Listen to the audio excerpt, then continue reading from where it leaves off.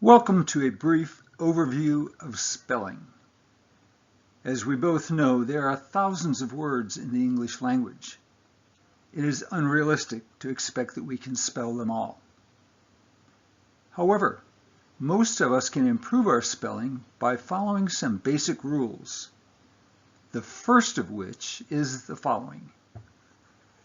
When I and E appear in a word, we will always put the I before E, except after a C, or when the word sounds like A, as in neighbor or way.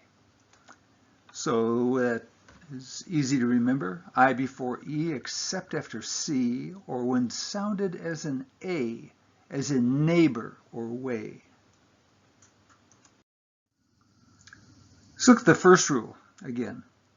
I before E is the most common placement of these two letters in the English language. Here are some examples. We met at the athletic field. Here, field is F-I-E-L-D. That's the normal spelling, and it's the most common. Number 2, airplanes are kept at an airfield. Again, I before E. Number 3, many people enjoy a fiesta. That's a Hispanic word for a party. F-I-E is normal. Somebody goes to McDonald's and says, I'll have fries with the burger. Fine. Fries, F-R-I-E-S. That's the normal spelling. The last one, Jose is my friend. F-R-I-E-N-D.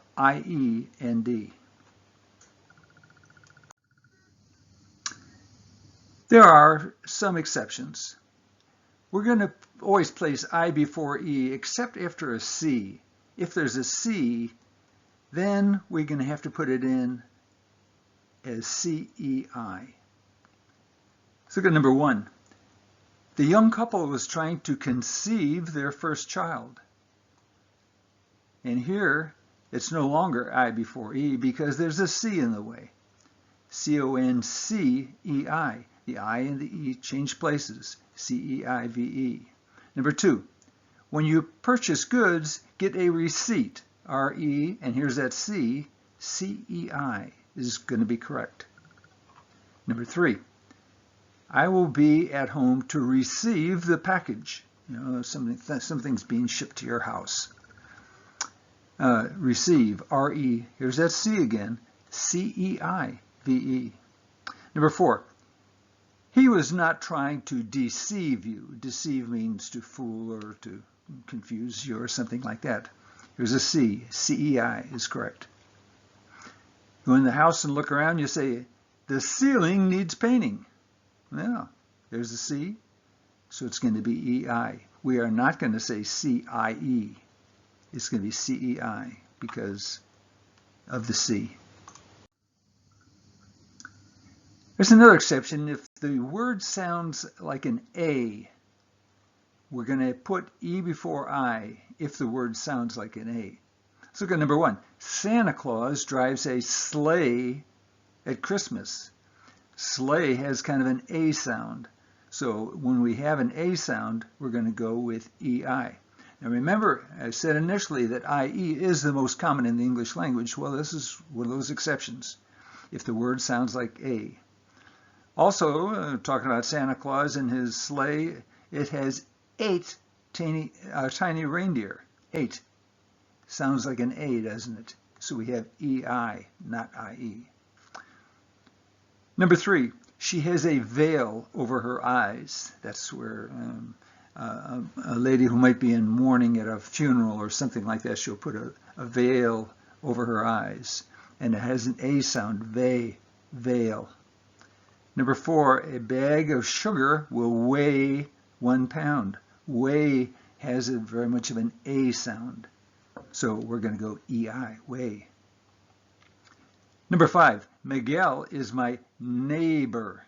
N-E-I-G-H-B-O-R. Neighbor has kind of an A sound. So it's going to be E before I if the word has an A sound. Now, some complications come up when we want to make plurals. and that creates some spelling considerations. Generally speaking, in most cases, we will form plurals of most nouns simply by adding an S. That is the most common. And here are some examples. You and I might sit at a desk, and there are desks, plural, in the room. Just add an S. And on these desks, there might be a book or books. Books is plural. Cups, just add an S. Outside, park a car, or there might be many cars parked out there. Plural is just add an S. And there are other examples: schools, homes, newspapers, or roads. We just add an S. That's the simplest and it's the most common way to form plurals. Now, in some cases, we're going to, instead of adding an S, we're going to add ES. And that comes up because there are some words that have very unusual endings. And we see the endings here. If the word ends in an S, an X, SH, CH, SS, or a Z, those sound odd, but you know, those are a little bit different. The rule is a little bit different. We don't just add an S, we add an ES. Look at the first example, box. Box ends in an X, okay? So the rule is, if it ends in an X, we're going to add ES. The plural of box is boxes. A bus on the right-hand side, that ends in an S, and that comes into this rule. So if it ends in an S, we're going to talk about multiple buses as B-U-S-E-S. We're going to add ES.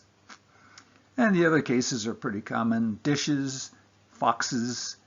Here's kisses. This little girl is giving her brother a kiss, and that kiss ends in SS. And you notice that the rule says if it ends in SS, we're going to add ES to make it a plural. And a young person, a young woman would wear a dress, and she might have many dresses in her closet. So dress is singular, dresses is plural, and that has a double S ending. That's part of the rule.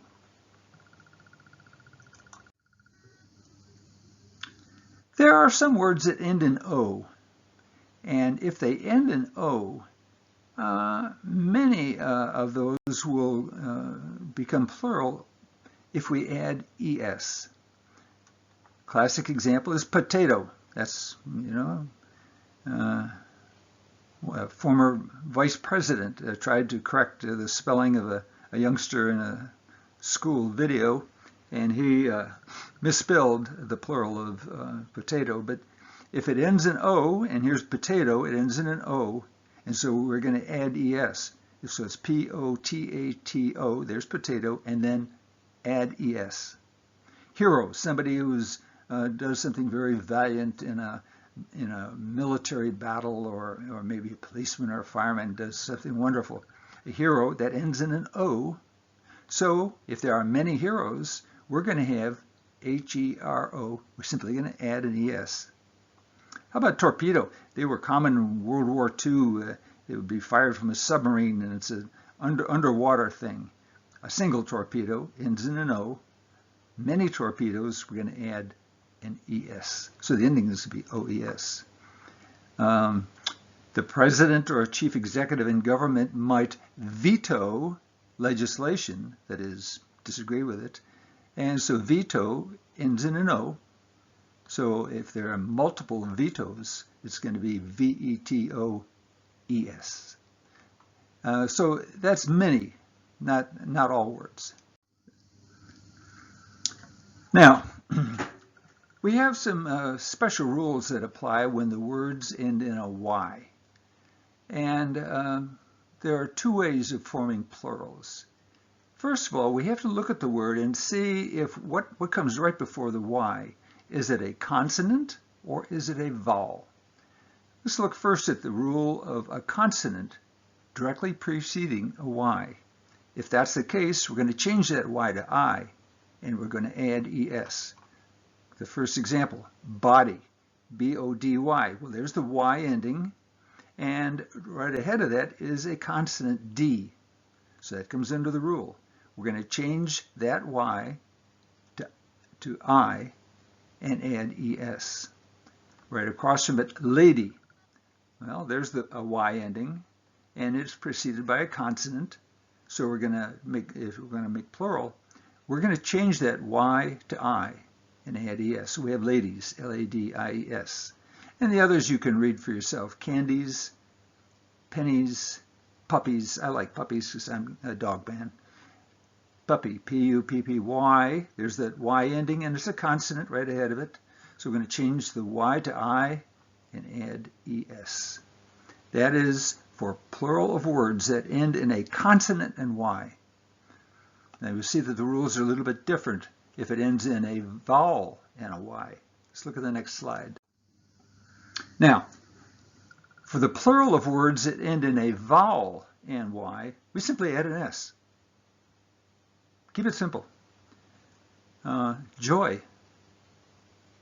J, there's a Y ending, and it's preceded by a vowel this time. O is a vowel. So we're going to make it plural simply by adding an S. Monday, or Tuesday, Wednesday, Thursday, Friday, it doesn't matter. Here's the Y ending, preceded by a vowel. So if we want to have multiple Mondays, it's just add an S. Key. Got multiple keys? Just add an S. Buy, buys. Birthday and multiple plural is going to be birthdays. Just add an S. That's the rule is when the word ends in a vowel and a Y. We're simply going to add that S. Well, that's an overview of spelling. It does not cover all the rules, but it covers the most important ones. For additional research on the matter of spelling, I recommend you get a good grammar book. The one I recommend is The Only Grammar Book You'll Ever Need by Susan Thurman.